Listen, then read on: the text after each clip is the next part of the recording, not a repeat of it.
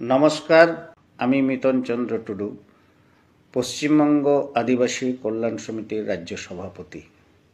আপনারা ইতিমধ্যে জেনেছেন যে বিভিন্ন কলেজে, বিশেষ করে মেডিকেল কলেজে ভর্তি হবার যে প্রক্রিয়া তা শুরু হয়ে গেছে।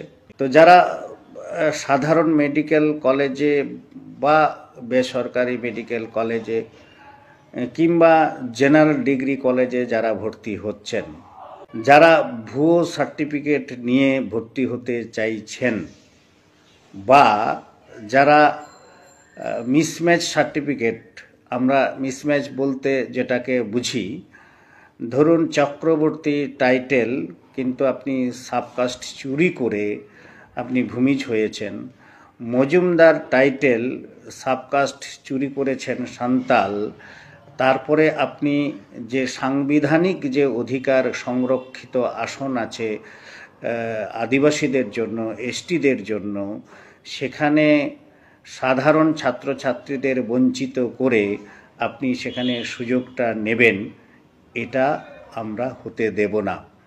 পশ্চিমবঙ্গ আদিবাসী কল্যাণ সমিতি সর্বদাই নজর রেখেছে, কেউ যদি এই ধরনের সুযোগ নিয়ে বা ভুয়ো সার্টিফিকেট নিয়ে ভর্তি হন তাহলে তার ভবিষ্যৎ কি হবে তা আপনারা অনেকেই জেনেছেন। সুতরাং খুব সাবধান এবং সতর্ক বার্তা আমি আপনাদের সামনে রাখলাম। নমস্কার।